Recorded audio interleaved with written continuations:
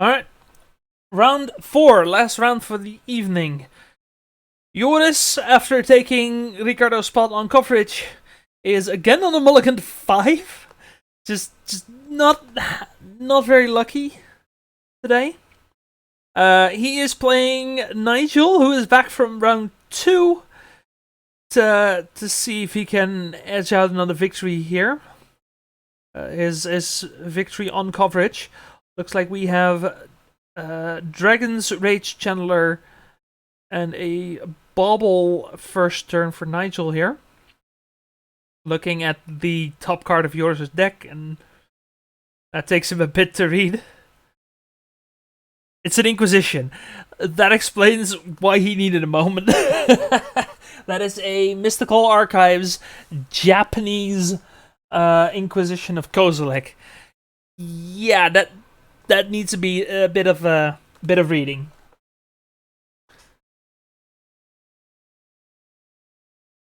So looks like a pretty disruptive hand for Joris here on game 1. Hoping to just draw into a threat, probably. Didn't quite catch his whole hand, but I did see that he still has a Thoughtseize to follow up on that. Nigel, gonna go to 19, maybe 17.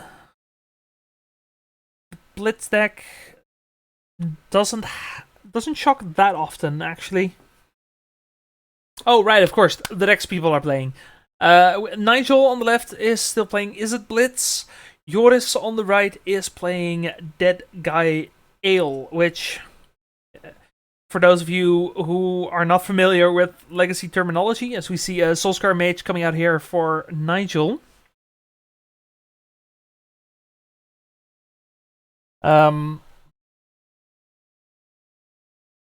Guy Ale is a blue-white mid-range style of deck that revolves around just mid-range threats, just Stoneforge Mystic. There are some Dark Confidants in there.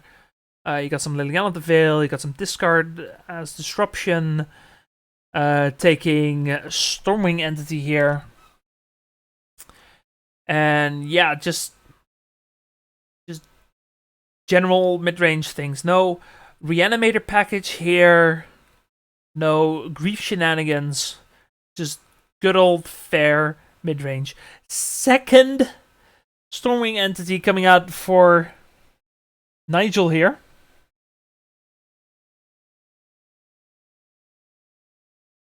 And unfortunately, Joris not keeping up with the life totals anymore. I think the Lava Dart put him to 16. Then Soulscar Mage is a 2, so that's 14. I think Delirium is not on yet, so that is 13. Oh, no. Delirium looks to be on at this point. That is 11. Mutagenic Growth coming out, and that again just an incredibly fast win from Izzet Blitz, as you might expect. Game 2, we have Nigel on a mulligan to 6 and Joris keeping his 7. Now, Nigel's starting us off with Monastery Swift Spear off Spirebluff Canal. Joris needs a bit of early interaction.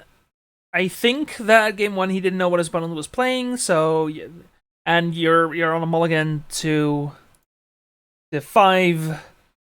You know, you're in a rough spot anyway. You keep what you think you can keep, and then it turns out your opponent's playing Blitz and just running you down. Game 2, with the cards on the table, I think Joris,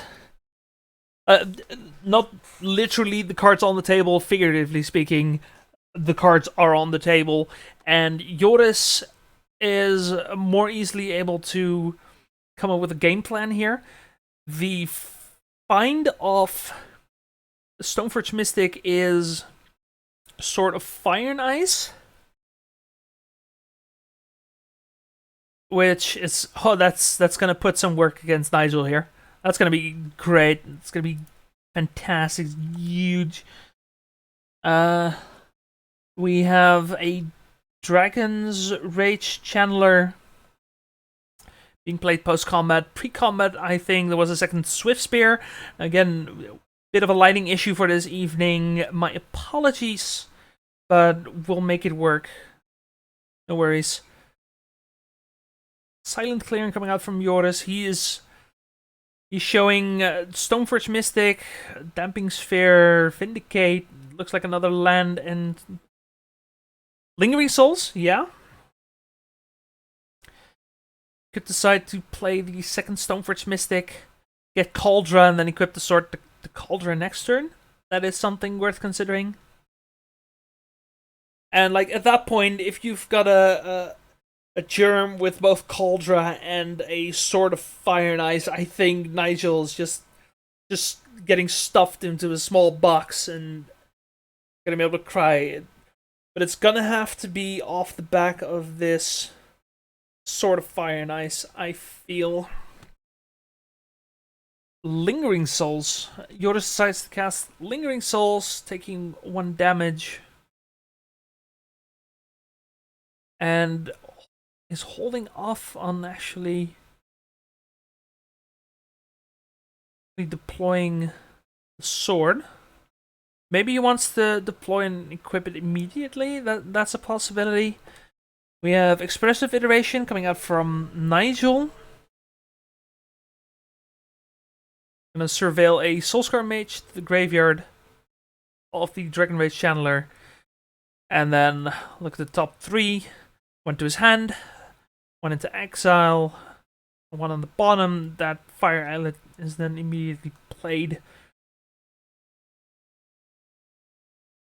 So yeah, despite Joris having the Sword of Fire and Ice, he is not out of the woods yet. Having 2 Monastery Swift Spears and a Dragon Rage Channeler is definitely presenting a clock here. Second Soulscar Mage. Nigel just has every creature you can possibly imagine. Not everything, you know, I'm being a bit hyperbolic, but, you know, he has a lot of creatures. He has 4 creatures. 3 of them with prowess, and 1 that's maybe at some point gonna have Delirium and start swinging for 3, but maybe not. You know, we'll see. We'll see. Joris looking like he does have some interaction. Actually, 1 life point lower than I thought it was. Looks like.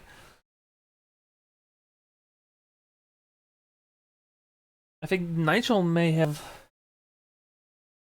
forgotten his life total. His last point of damage off the second Fire Islet. I think that's what happened. Sword is being equipped to the Spirit, which is now gonna get some free damage in. Gonna start hitting the creatures that Nigel has on the field. Dragon Rage Channeler gonna get killed here, which means the surveil shenanigans are pretty much done for now. Lava Dart looks like going for Joris's face, turn everything sideways, and that game? That is game. that sort of Fire and Ice, not good enough. And this video ending in less than 10 minutes. Nigel taking down Joris 2-0 for the final win of the evening.